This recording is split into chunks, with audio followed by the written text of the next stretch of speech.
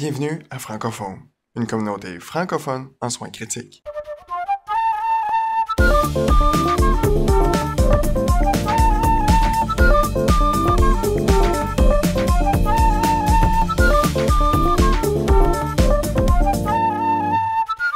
Hey, salut tout le monde, c'est Mathieu. J'espère que vous allez bien, que vous vous portez bien. Aujourd'hui, un épisode qui peut paraître un petit peu flat, là. On va parler de la pharmacocinétique aux soins intensifs. Vous allez me dire, Mathieu, pourquoi tu nous parles de pharmacocinétique? Il y a bien juste un pharmacien pour nous parler de ça. Je vous dirais oui et non.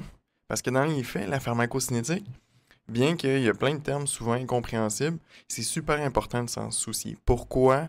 Parce que des doses mal ajustées peuvent entraîner soit un surdosage, donc plein d'effets secondaires, ou même des événements plus indésirables ou plus graves, ou encore pire, un sous-dosage. Donc, on ne traitera pas comme il faut notre patient, puis notre patient va décompenser de sa condition. Donc, c'est super important d'en tenir compte. Mais l'affaire, c'est qu'aux soins intensifs, ça peut changer beaucoup entre les patients, puis même à travers le même patient au courant de son séjour, sa pharmacocinétique peut changer. Parce qu'aux soins intensifs, la pharmacocinétique va différer. Fait que ça, qu'est-ce que ça va faire? Ça va faire que les ajustements de médicaments que vous avez dans les monographies sont souvent pas adaptés au changement de la pharmacocinétique aux soins intensifs. Fait que c'est super important d'en tenir compte pour pouvoir faire des ajustements qui sont personnalisés pour le patient, qui vont être à la fois le mieux pour traiter sa condition tout en minimisant ses effets secondaires. Fait que c'est sûr que le meilleur allié que vous allez avoir pour les ajustements de pharmacocinétique et de médicaments en général, là, c'est le pharmacien. Bon, c'est sûr, je suis biaisé, là, je suis pharmacien, mais n'empêche que c'est quelqu'un c'est un professionnel de la santé qui est très bien formé pour vous aider et pour aider le patient, parce qu'on travaille en équipe en soins intensifs, on le répétera jamais assez, les soins intensifs, c'est le sport d'équipe ultime. Donc, en utilisant ses connaissances, en utilisant son expertise, on va être en mesure de pouvoir offrir le meilleur de sa pharmacothérapie. Fait que bref, c'est quoi de la pharmacocinétique? La pharmacocinétique, dans le fond, c'est le devenir du médicament dans le corps du patient. Donc, ça commence par une dose qui s'en va dans son sang. Et de la concentration sanguine du médicament dans le sang, il faut qu'il y en ait une concentration au site d'action qui va pouvoir faire son action en soi, ce qu'on appelle la pharmacodynamie. Donc, les deux sont interreliés. Fait que si vous voulez avoir la meilleure pharmacodynamie, donc la meilleure action au site d'action du médicament, il faut qu'on ait une pharmacocinétique qui est adaptée au patient. On va souvent dire, quand vous regardez dans les références peut-être un petit peu plus poussées, là, on parle souvent de l'ADME, ADME, pour absorption, distribution, métabolisme et élimination. Il y a beaucoup de variations aux soins intensifs qui vont influencer chacun de ces paramètres-là. Donc, pour l'absorption, ça commence par là, pour qu'un médicament puisse être efficace, il faut qu'on l'absorbe, il faut qu'on l'aille dans notre corps. L'affaire, c'est que l'absorption aux soins intensifs, elle peut varier, surtout au niveau entéral. Parce que c'est sûr que si vous administrez un médicament intraveineux, l'absorption, elle est 100%. Mais si vous le donnez au niveau entéral, on a des vidanges gastriques qui sont ralenties, on a un tube digestif qui peut être moins bien perfusé parce qu'on a un patient qui est sous amine ou qui est en choc, par exemple. Donc, on va moins absorber nos médicaments. Fait que des fois, il faut en tenir compte, il faut parfois utiliser des doses un peu plus élevées. Parfois, il faut changer de voie d'administration tout simplement. Même chose au niveau sous-cutané, parce que le patient qui est en choc va clamper plusieurs lits vasculaires, dont oui, le tube digestif peut être clampé, mais le lit vasculaire sous-cutané également peut être clampé. Fait que ça, ce que ça veut dire, c'est que ce que vous donnez sous-cutané peut être moins absorbé. Je donne par exemple l'insuline. Des fois, on va la gérer avec des échelles sous-cutanées. Mais là, vous voyez que les glycémies, on n'est toujours pas capable de bien les contrôler avec une échelle sous-cutanée, alors que votre patient il est en choc ou c'est des bonnes doses de vasopresseurs. C'est peut-être un signe qu'il faudrait changer pour aller au niveau intraveineux. Là, vous allez me dire, moi, Matt, je prends pas de chance, j'y vais toujours intraveineux. Mais là, c'est à voir en équipe, qu'est-ce que vous faites. Il y a de la littérature, oui, qui peut supporter les deux. L'important, c'est de réévaluer son patient. C'est ça qui est important et de tenir compte de ces changements-là. Mais il y a également la nutrition entérale. C'est super important de nourrir le patient. Je suis pas le premier à vous le dire, je serai jamais le dernier, ça c'est sûr. Mais oui, là, il faut les nourrir, les patients. Mais il y a quand même une interaction avec les médicaments. Les médicaments à la base peuvent boucher le tube. La meilleure façon, c'est de flusher le tube avec de l'eau avant de donner un médicament. Ça, c'est la première chose. Puis le flusher après. Puis après ça, on pourra repartir la nutrition entérale s'il n'y a pas d'interaction. Parce qu'il y a des médicaments qui ont des interactions. Comme par exemple la phénitoïne ou la ciprofloxacine qui vont avoir une chélation avec les nutritions entérales. Ce que ça va faire, c'est qu'on va diminuer les concentrations qu'on va absorber, fait que ça va être moins efficace. Fait qu'à ce moment-là, peut-être que ça vaut la peine de changer pour la voie intraveineuse, ou il faut parfois arrêter la nutrition entérale 1 à 2 heures avant et après. Donc, vous voyez que pour quelque chose qu'on va donner 3 fois par jour, si on arrête 2 heures avant, 2 heures après, fois 3, ben là, on est rendu à 12 heures d'arrêt. Ça veut dire que ça a un impact qui est important sur la nutrition. Donc, il faut en tenir compte. On n'a pas le choix. Ça va influencer le plan nutritionnel du patient. Donc, une fois qu'on a absorbé le médicament, ce médicament-là va se distribuer. Donc, on va souvent parler de volume de distribution. Dans les faits, c'est un volume qui est virtuel, donc c'est pas un vrai volume, mais c'est pour nous permettre de mettre en relation la concentration plasmatique mais avec la dose qu'on donne. Par exemple, un médicament hydrophile, ok? C'est souvent des médicaments qui ont peu d'affinité au niveau des protéines. Ils vont rester majoritairement dans le volume de distribution centrale, qui est souvent le volume vasculaire. On donne souvent l'exemple des bêta-lactames, ces antibiotiques hydrophiles, qui sont par excellence les têtes d'affiche des médicaments hydrophiles. Donc, leur pharmacocinétique va varier énormément. Contrairement aux médicaments lipophiles, qui ont souvent une très grande affinité au niveau des protéines, vont avoir un volume de distribution plus en périphérie, qui est souvent selon les graisses. Donc, plus vous avez un patient qui est obèse, plus ce volume de distribution va être augmenté. On peut penser par exemple au propofol ou au midazolam, par exemple, qui sont plus lipophiles comme médicaments. Ça, ce que ça veut dire, c'est que la réanimation liquidienne, qui est hydrophile, peut changer le volume de distribution de nos médicaments hydrophiles. Comme par exemple, on parlait des médicaments hydrophiles comme étant les bêta-lactames. Oui, ça a un impact qui est important. Donc, votre réanimation liquidienne va avoir un impact là-dessus. Il faut ajuster nos doses en conséquence. Ça, est-ce que ça veut dire qu'il faut parfois donner des doses de charge? Comme la vancomycine, on peut donner des doses de charge, mais est-ce qu'on devrait donner des doses de charge de tazocin ou de méropenem, par exemple, qui sont également des bêta-lactames? Ou est-ce qu'il faudrait potentialiser l'intervalle? Donc, au lieu de donner un piperacilline tazobactam 4.5 aux 6 heures, est-ce qu'on devrait donner 3.375 aux 4 heures, par exemple? Il y aurait également d'autres façons de potentialiser ça en donnant des perfusions prolongées ou des perfusions continues. Ça, je pense qu'on pourrait en parler juste dans un balado grand complet, là, tellement le sujet peut être passionnant. Bien que quand je le dis de même, ça n'a pas l'air, là. Mais pour être franc, c'est quelque chose de super hot parce que ça peut tellement changer le cours du devenir du patient que je pense que ça vaudrait la peine éventuellement d'en faire un épisode. Donc, le changement de volume de distribution, ce qui est important de retenir de ça, c'est qu'on pourrait utiliser des doses qui vont complètement différer des monographies, naturellement basées sur la littérature, hein, ça va de soi. Donc, c'est pour ça qu'il faut en tenir compte. Donc, c'est super important. Il y a, oui, la réanimation liquidienne qui peut faire varier le volume de distribution, mais il y a aussi la perfusion tissulaire qui peut faire ça. Vous avez un patient qui est en choc, là. Hein, il va avoir moins de perfusion au niveau des muscles, au niveau splanchnique. Donc, ça peut faire varier le volume de distribution d'un médicament, ce qui pourrait également même augmenter la concentration dans un tissu s'il est moins bien perfusé, parce que ce qui va être là va rester là. Donc, si jamais ça fait de la toxicité, concentration dépendante, ça peut être c'est quelque chose qui pourrait se produire éventuellement. Donc, il faut, encore une fois, ajuster les doses en fonction de l'hémodynamie du patient, mais en fonction de sa perfusion également.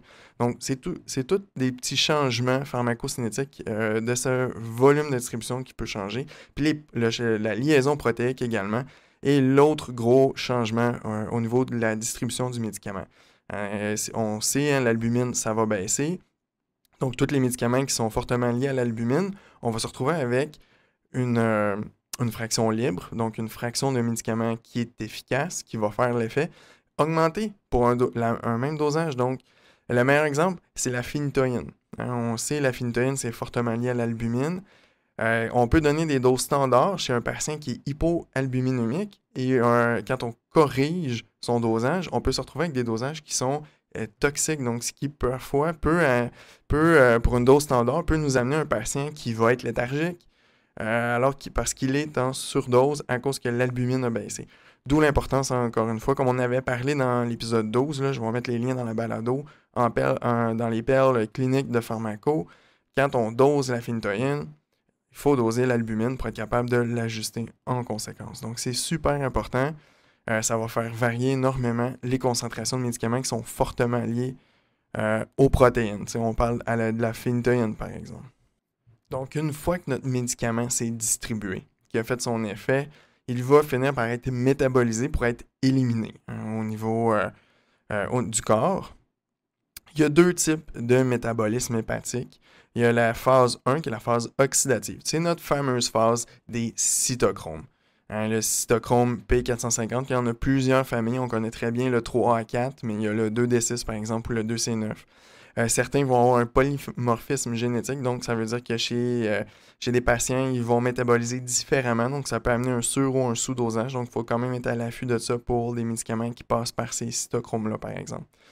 Ce qu'il faut se rappeler, c'est que les cytochromes vont diminuer leur fonction avec l'âge, puis la fonction hépatique naturellement. Donc, plus on avance en âge, plus les cytochromes sont moins bons. Donc, pour une même dose chez un patient âgé, on peut se retrouver en toxicité. Puis comme on a de plus en plus de patients âgés aux soins intensifs, il faut tenir compte de ce changement-là. L'autre chose aussi au niveau des cytochromes qui est intéressant à savoir, c'est que la fonction rénale peut influencer la fonction des cytochromes. Pourquoi? C'est probablement par des cytokines ou de l'inflammation ou un autre mécanisme qu'on n'a pas tout à fait compris, mais on a remarqué que les patients qui sont en insuffisance rénale chronique et même en insuffisance rénale aiguë peuvent se retrouver avec une diminution de la fonction hépatique des cytochromes, bien que les bilans hépatiques restent normaux. Fait que ça veut dire que c'est des patients qui peuvent être à risque de moins métaboliser, donc à risque de se surdoser dans certains médicaments. Donc, il faut en tenir compte, surtout quand on est devant des patients qui sont en IRA. On a l'autre phase de métabolisme. On a la phase 2 qui est dans le fond de la glucuronidation, qui, elle, est un petit peu plus à l'abri de ces changements-là, que ce soit au niveau génétique, au niveau de l'âge aussi. Donc, on va quand même garder une fonction jusqu'à très tard dans la vie au niveau de la glucuronidation. Donc, les médicaments qui passent par cette phase-là vont avoir tendance à moins s'accumuler. On peut penser, par exemple, au lorazépam qui est métabolisé par la glucuronidation. Il y a également le phénomène de clairance hépatique. Ça, qu'est-ce que la clairance hépatique? C'est, dans le fond, un volume de sang qui est complètement clairé là, de médicaments par unité de temps. Donc, la clairance hépatique, c'est le débit hépatique fois le coefficient d'extraction du médicament. Donc, un médicament qui a un haut coefficient d'extraction, on peut penser par exemple au fentanyl, au propofol, au midazolam. Ça veut dire que c'est des médicaments qui vont être débit dépendants. Ça veut dire que tant que le foie reçoit du sang, le foie va être capable de métaboliser ces médicaments-là. Donc, ces médicaments-là vont être hautement influencés par les changements sanguins hépatiques. Là, on pense au foie de choc, par exemple, au patient qui est en hypovolémie. Donc, ça, c'est des patients qui sont à risque d'accumuler des médicaments à haut coefficient d'extraction. Contrairement aux médicaments à faible extraction, comme par exemple la phénitoïne, dans le fond, c'est la fraction libre du médicament fois la clairance intrinsèque, donc la fonction hépatique du patient qui va faire que le médicament va être clairé ou pas. Fait que ça veut dire que si vous avez un patient qui est en choc, qui est en foie de choc, qui est en hypovolémie, tant qu'il y a du sang qui se rend, même s'il y en a moins, ils vont quand même avoir une élimination de ces médicaments-là. Donc, de ce point de vue-là, ils sont moins à risque d'accumuler ces médicaments-là. Dans le fond, on avait parlé des cytochromes là, et l'insuffisance rénale aiguë, mais il y a d'autres choses aussi où nos cytochromes vont moins bien fonctionner. On peut penser à la cirrhose, par exemple. Dans le fond, on a moins de cytochromes fonctionnels ou la cholestase également. L'autre chose qui est importante à se rappeler, c'est l'hypothermie thérapeutique. Ça diminue le métabolisme, ça diminue l'activité enzymatique des cytochromes. Donc, en hypothermie, nos patients sont à risque d'accumulation de médicaments. Donc, c'est super important d'utiliser des médicaments à des doses plus faibles qu'habituellement, surtout lorsqu'ils sont métabolisés au niveau hépatique. C'est sûr qu'il y a plusieurs interactions médicamenteuses qui peuvent se produire également lors du métabolisme. On pense à l'inhibition de nos cytochromes, hein, les fameuses interactions avec le cytochrome 3 à 4 qu'on parle. On sait que certains ISRS, comme la fluvoxamine ou l'amiodarone, qui sont des très forts inhibiteurs, donc ils vont causer beaucoup d'interactions. On a également des inducteurs enzymatiques comme la phénitoïne ou le phénobarbital. Ça prend un petit peu plus de temps à se produire. Habituellement, ça se produit dans les 7 à 14 jours qui suivent, parce que dans le fond, on augmente la production d'enzymes, donc ça prend un certain temps. Fait que dans les faits, c'est comme ça qu'il peut se produire plusieurs interactions. Il y a plusieurs outils disponibles pour voir quelles interactions peuvent être significatives ou pas. Ça, on a quand même l'habitude de gérer ça. C'est sûr que je vous réfère à votre pharmacien sur votre unité. C'est une des personnes ressources là, pour vous aider. Et finalement, une fois qu'on a tout métabolisé ça, il nous reste à éliminer le médicament. Donc l'élimination, hein, il y a 3 voies majeures pour éliminer un médicament. Celle qu'on connaît beaucoup, hein, qui est la voie rénale, qui va être dans le fond soit par filtration, sécrétion ou réabsorption un petit peu. On a la voie également biliaire, où on va avoir beaucoup de recyclage entérohépatique. On peut penser à l'acide valproïque, par exemple, qui subit beaucoup de recirculation entérohépatique. Donc, c'est à garder en tête quand on utilise l'acide valproïque, là, surtout en status épilepticus, ça peut varier ça là, quand on l'utilise entéral. Mais il y a également au niveau pulmonaire qu'on peut excréter des médicaments. Ça va être surtout des gaz anesthésiants et l'éthanol. Bon, je sais que l'éthanol, on s'en sert plus vraiment comme médicament aux soins intensifs, là. Mais sachez que les poumons peuvent également être ça, bien que majoritairement, ça va être excrété au niveau rénal, que ce soit les médicaments, soit les métabolites des médicaments. Parce que dans le fond, le but du métabolisme hépatique, c'est de rendre plus hydrophiles les médicaments pour être plus facilement excrétables. Donc, on connaît bien l'insuffisance rénale aiguë. Hein? On sait que c'est quand même assez prévalent aux soins intensifs. On a plusieurs définitions qu'on connaît, qui est surtout la KidGO qu'on connaît le plus, là, avec le débit de volume urinaire, là, surtout en bas de 0,5 ml par kilo-heure pour au moins 6 heures. On a également le staging rifle, le staging Akin. Je mettrai des calculateurs là, dans les notes là, pour vous le rappeler, qui vont nous permettre de voir l'atteinte au niveau de l'insuffisance rénale aiguë. L'insuffisance rénale aiguë va avoir un impact important sur les médicaments. Ça, je n'ai pas besoin de vous le rappeler. Hein. Il va falloir ajuster les médicaments parfois à la baisse, parfois à la hausse également, parce qu'on va avoir d'autres paramètres pharmacocinétiques qui vont varier. Donc, c'est vraiment une fine balance qu'il faut trouver. Comme par exemple, on a un médicament éliminé rénal, on est en insuffisance rénale aiguë, mais on a un volume de distribution de ce médicament hydrophile qui est augmenté, comme par exemple la piperacilline tazobactam. Bien, ça se peut que pour les premiers 24 heures d'une insuffisance rénale aiguë, on utilise des doses très élevées parce qu'on a un volume de distribution qui va en augmentant. Mais il va falloir le réévaluer à tous les jours. Donc, il ne faut pas juste voir un seul paramètre, il faut prendre l'entièreté du paramètre. Fait que, tout ça pour dire que l'insuffisance rénale aiguë, on s'en sert pour éliminer les médicaments, donc il faut ajuster en conséquence. On se rappelle que l'insuffisance rénale, qu'elle soit aiguë ou chronique, peut avoir un impact sur le métabolisme des cytochromes. Donc, ça peut également avoir un impact à ce niveau-là également. Si jamais on utilise une thérapie de remplacement rénal, que ce soit de la CVVH, la CVHDF, de la dialyse intermittente ou de la SLED, tout ça va avoir également un impact sur l'élimination rénale. Fait qu'il va falloir prévoir des doses peut-être pré, peut-être post, des doses supplémentaires, une façon d'administration qui sera différente. Donc, c'est super important d'ajuster nos médicaments quand on tombe en thérapie de remplacement rénal. Mais il y a également un phénomène rénal qu'on entend peut-être moins parler, mais qui est excessivement important de mentionner, qui est la fonction rénale augmentée. Ça arrive chez nos patients en trauma, chez nos patients qui sont jeunes. Dans la littérature, c'est défini en bas de 50 ans. Je le sais que 55 ans, c'est très jeune encore. Là. Mais bon, c'est la littérature, c'est pas moi qui l'écris. Nos patients qui ont un SOFA en bas de 4. Il existe également en trauma le Heart-6 Score qui nous permet de voir si notre patient est à risque de fonction rénale augmentée. Ça, qu'est-ce que ça a comme impact, une fonction rénale augmentée? Ça veut dire que pour une même dose, vous allez sous-doser votre patient. Généralement, les bêta-lactams vont être très sensibles à ça. Je prends le cas typique, là, le jeune patient là, dans la quarantaine qui a une pneumonie, qui n'a pas d'atteinte au niveau rénal.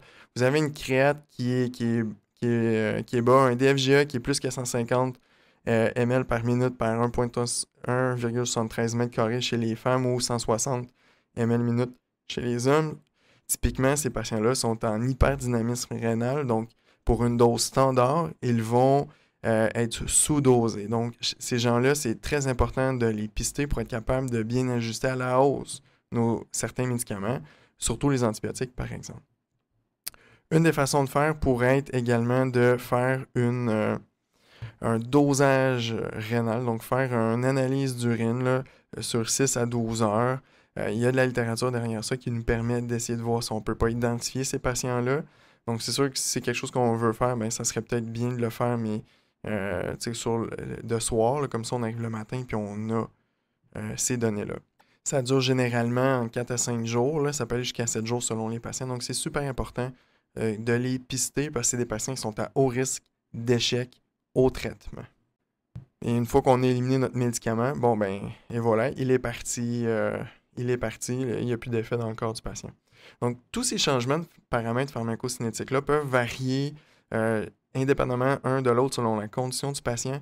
C'est super important d'en tenir compte quand on va ajuster les médicaments. Ça peut faire qu'on va utiliser des doses qui ne sont pas du tout dans les monographies, mais qui sont quand même basées sur la littérature. Donc, c'est très important de surveiller ça puis d'adapter selon le patient que vous avez. Souvent, c'est au jour le jour qu'il faut le faire.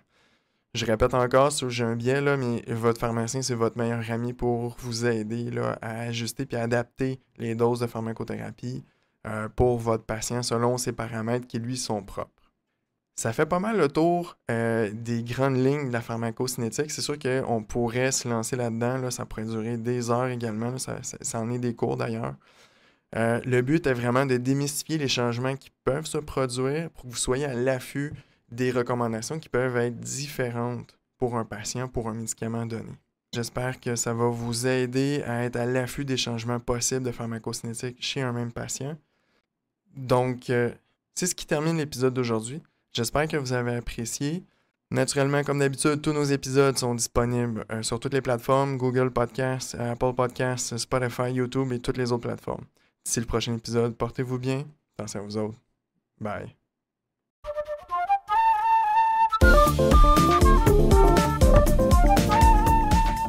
L'information contenue dans cette balado-diffusion est de nature informative seulement et ne remplace aucunement le jugement ou l'avis d'un professionnel.